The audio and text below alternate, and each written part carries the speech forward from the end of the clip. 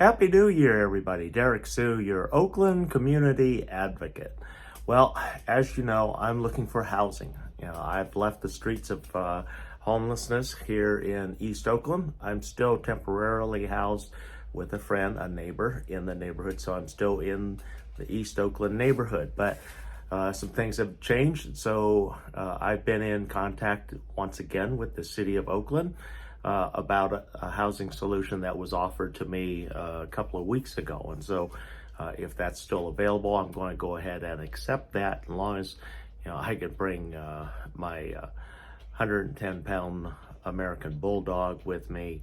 And it has some eating or cooking facilities that I can prepare my own meals, because I have special dietary requirements, being a diabetic and also a person with high blood pressure.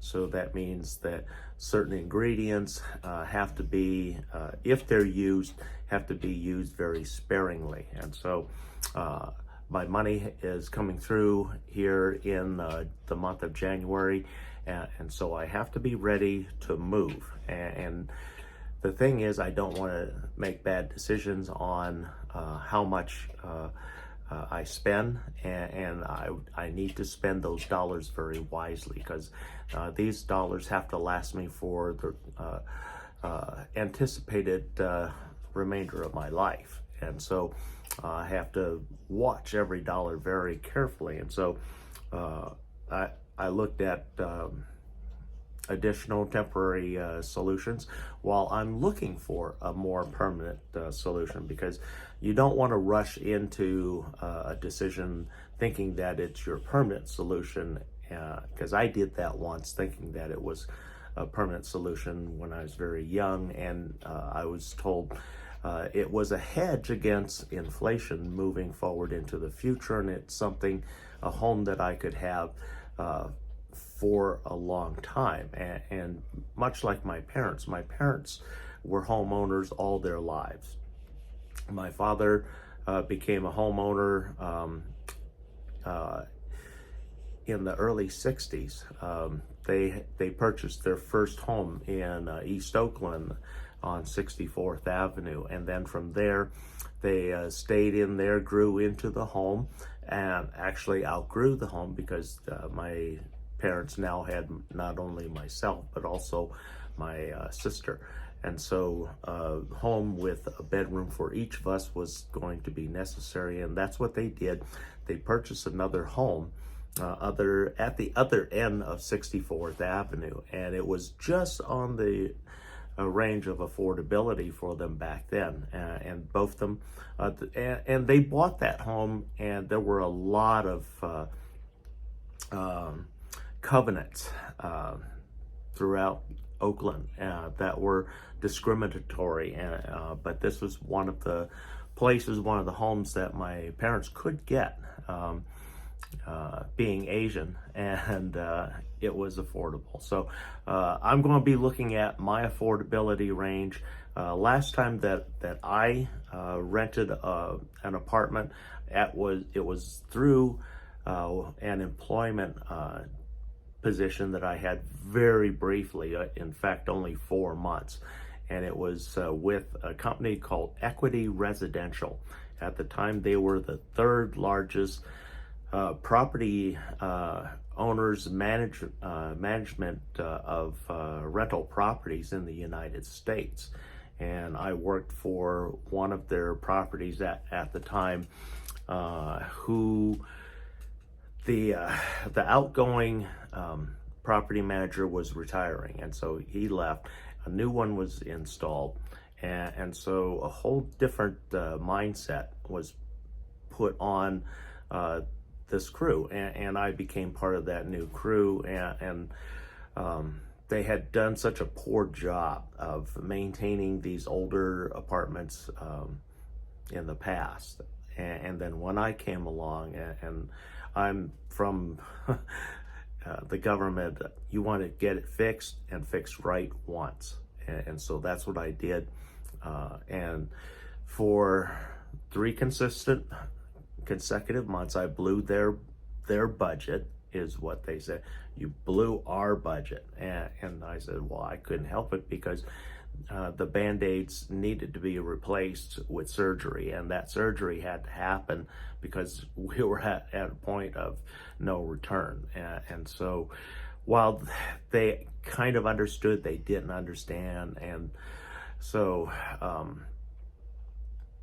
because I wouldn't bend to their wishes, so to speak, cutting corners.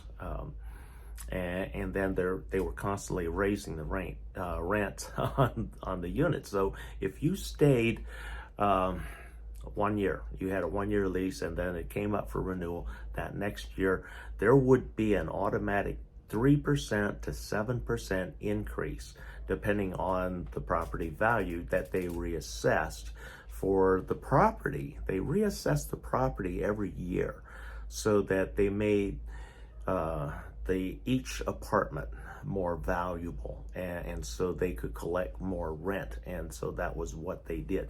And they said their mindset, the management, was that, oh, if they want to stay with us, they're happy and content with what we do, and they want to continue being one of our residents.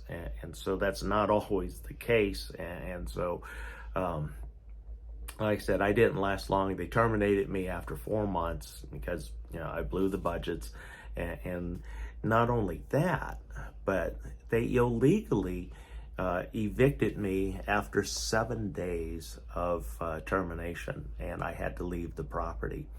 And so that made things very difficult. Imagine if you tried to do that now, especially with all the different COVID moratoriums throughout the Bay Area.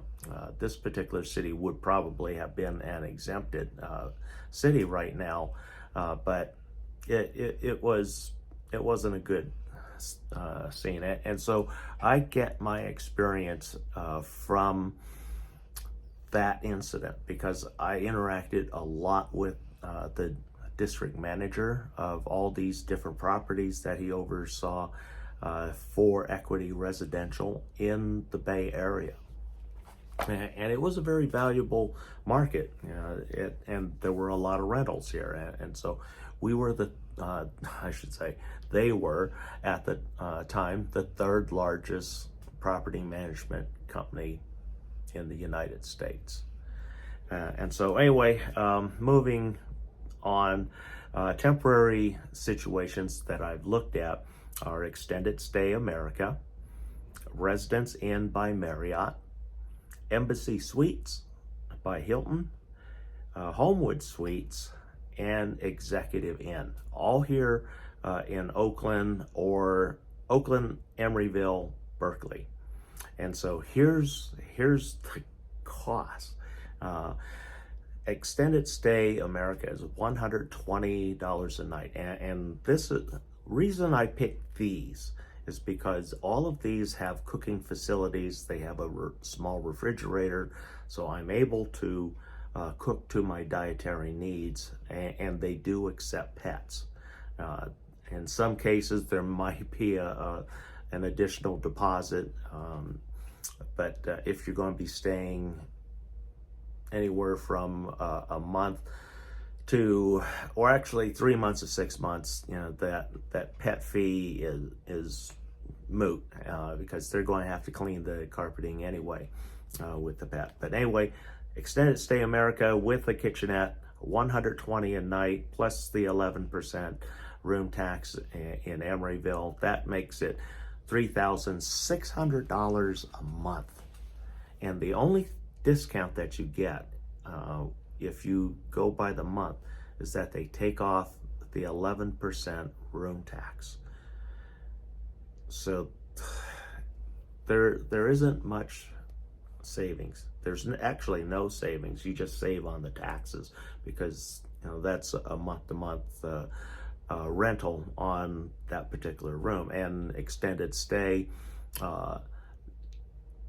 they have rooms available. Residence Inn by Marriott, $229 a night, plus 11% room tax, making the monthly $6,870. No discounts. And that was even at the beginning, I asked for a senior discount. So that reflects some sort of senior discount on that rate. Embassy Suites by Hilton, unavailable. That was Berkeley Marina.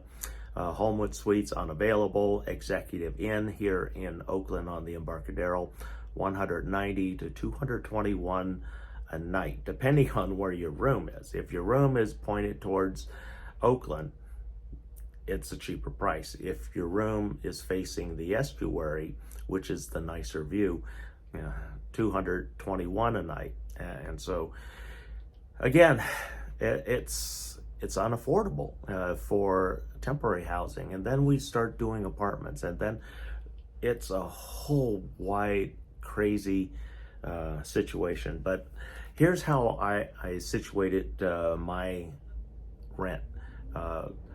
One of the rents that I paid was at the Essex in Oakland when it first opened up, and my wife and I, we were selling our condo.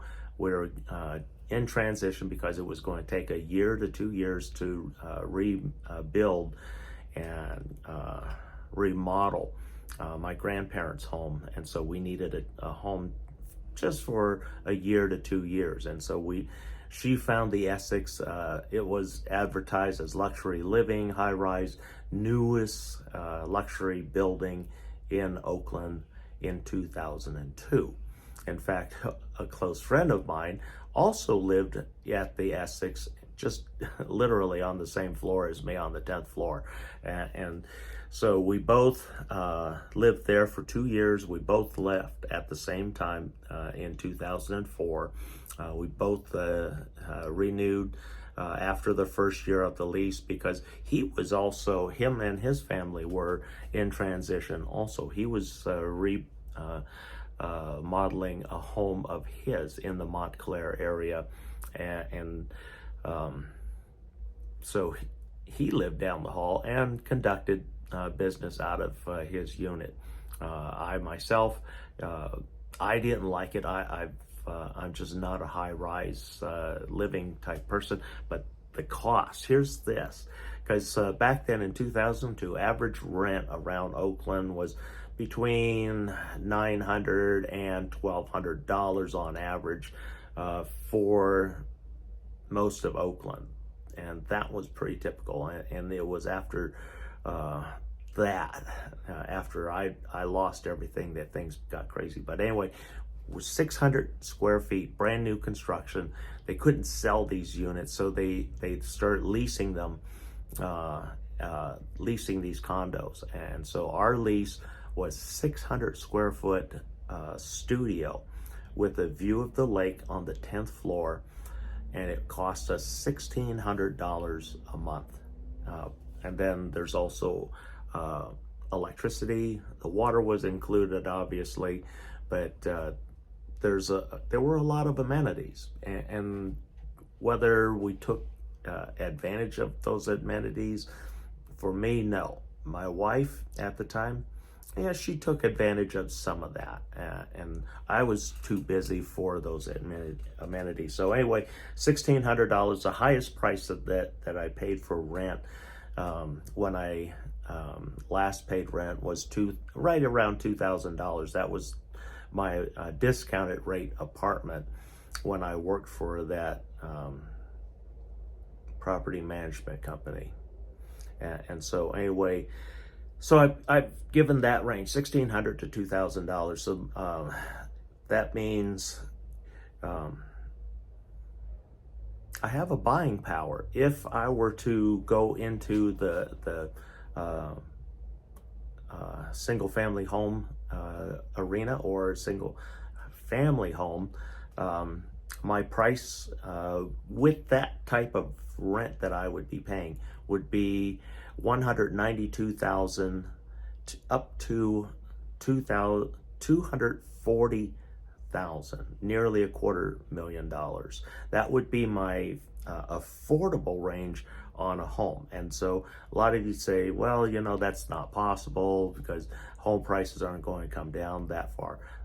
that may be true, but then there may be other options that open up in that same price range. And so that's what I'm looking for. The bottom has not come even close yet to the real estate market. We're just getting started here in Oakland. So I'm just looking to, how much is time going to cost me on a monthly basis? So $1,600 to $2,000 a month is affordable to me. And actually I found that to be not that far off here in Oakland currently.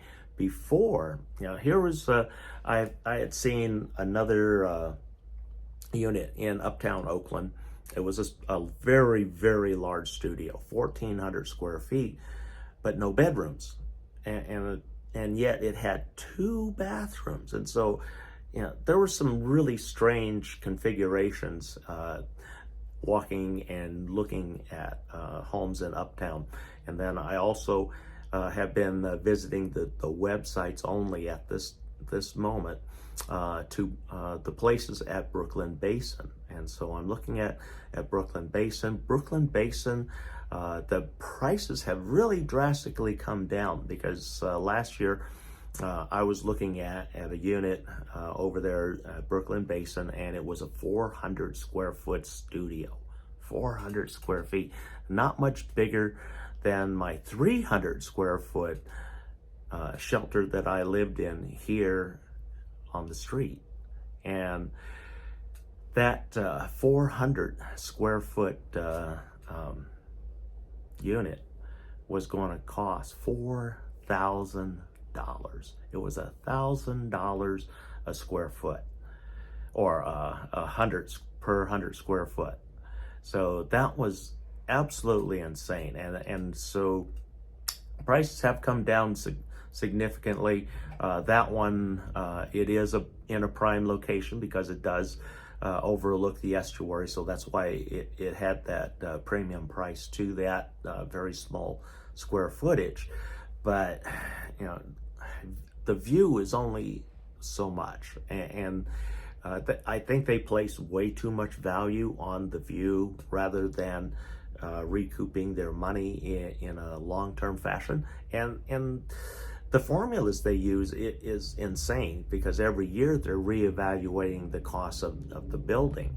And that works well in a market that's constantly increasing. But now they're not going to be doing that. When the market's gone the other way, they're not going to be saying, well, how much is our building possibly worth now, and it's going to be a loss. And so they're not going to do that. They're going to hold the prices, at where you're at, or they may end up asking for a 3% raise. And so that's one of the things that I don't like, because somebody else is in charge of your financial future. Literally, somebody else is in charge of your financial future through your housing. And so these are things that only as a homeowner that you can avoid. As a homeowner, you don't have a lot of those restrictions. You may have some covenants if it's an HOA, but everything would be legal these days, and you have more freedoms with a home that you own with its own property line, not in a family building. Those are one of the things that I've never liked, and while I have lived in them for short periods of time, they are not desirable to a lot of people. So I'm not the only one of the opinion that high rises suck. So anyway, that's it for today. We're coming up on my 20-minute mark here, and there's so much more to cover here and going forward. But stay tuned for the next episode, because I'm going to be talking more in depth about apartments and how the prices have really drastically started to come down. In fact, I've seen price reductions on average of $600 to $1,200 here in Oakland's rental market. Thanks for joining me today. We'll be right back.